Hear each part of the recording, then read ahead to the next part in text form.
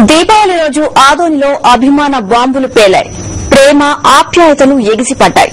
పండుగ రోజు కూడా వైఎస్ అభిమానులు ఆదోని వీధుల్లో కదం తొక్కారు. కుమ్మక్కు కుట్రలను సహించమని చెప్పకనే చెప్పారు.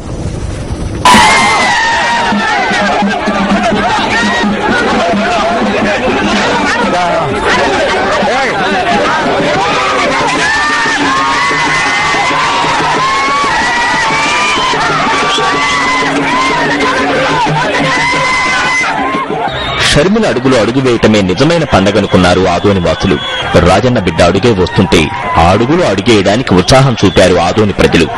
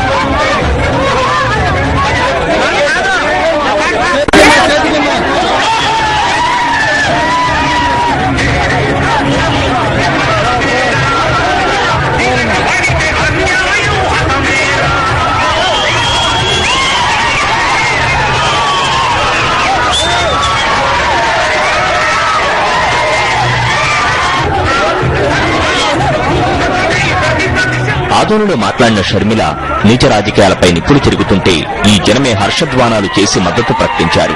షర్మిల మాట్లాడే ప్రతి మాటకు చప్పట్లు కొడుతూ మద్దతు పలికారు. చంద్రబాబు హయాంలో పింఛన్ 75 రూపాయలు వచ్చేదని వైఎస్ఆర్ వచ్చి 200 రూపాయలు చేశారని చెప్పారు షర్మిల. చంద్రబాబు ప్రభుత్వాన్ని ఎలా నడిపారో కిరణ్ కూడా అలాగే నడుపుతున్నారని అన్నారు. రాజన్న రాజ్యంలో వృద్ధులకు, వితంతులకు, చేనేతలకు పింఛన్ 700, వికలాంగులకు 1000 రూపాయలు పింఛన్ వస్తుందని అన్నారు. బాబు హయాంలో వందల్లో చనిపోయిన చేనేతల కుటుంబాలకు వైఎస్ఆర్ ఎక్స్ గ్రేషియా ఇచ్చారని షర్మిల తెలిపారు. 27వ రోజు పాదయాత్రను ఆదోనిలో నిర్వహించిన షర్మిల గౌలిపేట శక్తి మైదానంలో రథబంధ నిర్వహించారు. ప్రజల సమస్యలు అడిగి తెలుసుకున్నారు.